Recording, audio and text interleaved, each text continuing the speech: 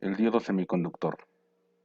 En esta ocasión vamos a repasar el símbolo del diodo, así como su comportamiento en circuitos electrónicos simples. El símbolo del diodo es asimétrico, es decir, podemos distinguir diferencias entre el lado donde se encuentra una terminal y el lado donde se encuentra su otra terminal.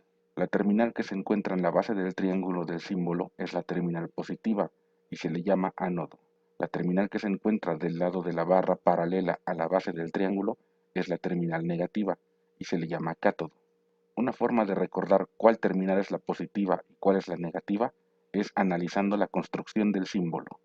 Primero tenemos un triángulo al cual le colocamos las dos terminales. Una de las terminales se coloca en uno de los vértices del triángulo.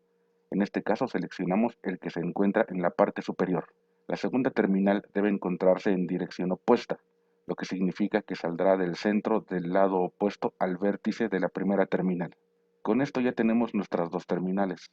Sin embargo, para distinguir la que es negativa, colocamos un signo menos, el cual es una barra o una línea, en la terminal que es negativa, la cual siempre será la que se encuentra en el vértice del triángulo.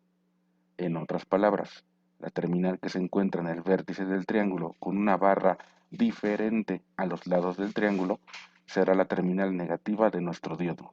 Cuando vemos el componente físico, esta barra que simboliza el signo negativo también se encuentra en la terminal negativa o cátodo del diodo. Ahora, recordemos la clasificación que realizamos en el video anterior sobre los diodos y su potencial de barrera. Con esto en mente, analicemos primero el caso de un diodo polarizado directamente.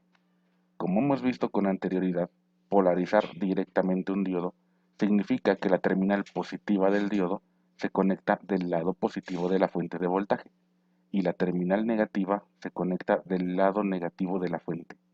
Es decir, el ánodo se encuentra del lado positivo y el cátodo del lado negativo. En el análisis de circuitos utilizamos la intensidad de corriente convencional, es decir, la intensidad de corriente saldrá de la terminal positiva de la fuente. Con esto vemos que el símbolo del diodo está diseñado para ser una especie de flecha, la cual, si apunta en dirección de la posible intensidad de corriente convencional, eso significa que el diodo se encuentra polarizado directamente y que puede haber intensidad de corriente. Pero, ¿por qué dijimos posible intensidad de corriente? Primero, colocaremos una resistencia delimitadora de corriente para evitar que fluya demasiada intensidad de corriente por el circuito y se dañe nuestro diodo. Posteriormente, establecemos que el diodo que hemos conectado al circuito se trata de un diodo real y es un diodo de silicio. Al ser un diodo de silicio, su potencial de barrera lo consideramos de 0.7 volts. Finalmente, establecemos que nuestra fuente de voltaje tiene un valor de 0.5 volts y la resistencia es de 1 kΩ. Al analizar el circuito con esta información, vemos que la posible intensidad de corriente circularía en dirección de la flecha del diodo, lo cual confirma que éste se encuentra polarizado directamente.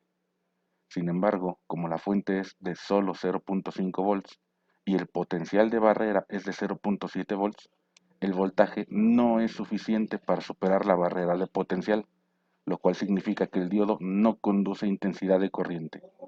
Una forma de verlo es pensar que el diodo real, para conducir intensidad de corriente, debe apuntar en dirección de la corriente convencional y además nos cobra una cuota de voltaje. En este caso, el diodo de silicio nos cobra 0.7 volts. Como la fuente es solo 0.5 volts, no nos alcanza para pagarle, por lo que no conduce intensidad de corriente aunque se encuentre polarizado directamente, y entonces se comporta como un circuito abierto. ¿Qué pasa si ahora cambiamos el diodo por uno de germanio?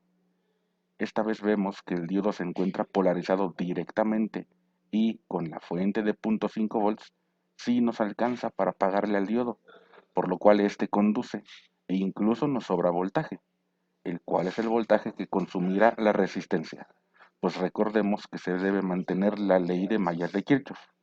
Entonces, de los 0.5 volts de la fuente, 0.3 volts son consumidos por el diodo y 0.2 volts son consumidos por la resistencia. Y la suma de voltajes en la única malla que tenemos es igual a cero. Ahora, quitemos el diodo de germanio y regresamos al de silicio, ajustando la fuente a un valor de 0.7 volts. ¿Qué pasa en ese caso? Al estar polarizado directamente, el diodo de silicio nos cobra 0.7 volts por dejar pasar la intensidad de corriente. Si le pagamos al diodo, no nos sobrará voltaje para la resistencia, lo cual significaría que la resistencia tendría 0 volts. Para que ese 0 volts se cumpla matemáticamente para la resistencia, significaría que por ley de Ohm en esa resistencia la intensidad de corriente debería de ser de 0 amperes, pues el valor de un kilo ohm no cambia. Con esta contradicción nos damos cuenta de que en este caso, al tener la fuente exactamente en 0.7 volts, el diodo no conduce, pues necesitamos un poco más de esos 0.7 volts para que ese voltaje adicional sea para la resistencia. Por ejemplo, si ajustamos la fuente a un valor de 0.71 volts, esta vez el diodo conduce y además el 0.01 volt sobrante será el que consuma la resistencia. Analicemos ahora lo que ocurre cuando polarizamos el diodo inversamente. Sabemos que polarizar un diodo inversamente significa conectar la terminal positiva del diodo a negativo y la terminal negativa del diodo a positivo.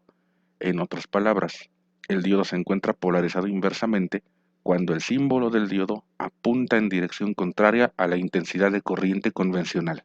Un diodo real polarizado inversamente, por el solo hecho de encontrarse polarizado inversamente, no conducirá intensidad de corriente, a menos que el voltaje suministrado sea igual o supere el valor de ruptura o voltaje Zener, el cual es un voltaje indicado por el fabricante, con lo cual podemos decir que rompemos el diodo y lo obligamos a conducir en inversa, entrando en la región Zener. Recordemos que esto no es deseable, pues el diodo puede dañarse permanentemente, y para aplicaciones que requieran esta región Zener, utilizamos precisamente diodos Zener, que veremos más adelante en el curso. Para un ejercicio electrónico, si no nos proporcionan el valor del voltaje de ruptura, significa que o bien es una incógnita que podemos obtener, o típicamente que consideramos que este valor es mayor al que se encuentra en el circuito analizado y que el diodo, al estar polarizado inversamente, simplemente no conduce intensidad de corriente. En resumen,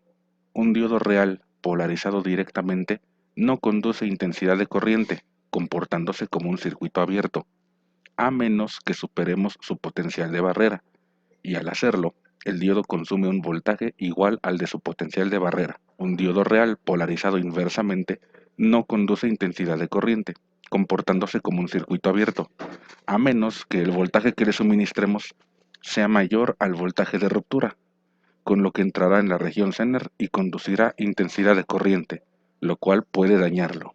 Un diodo ideal, por otra parte, no tiene potencial de barrera.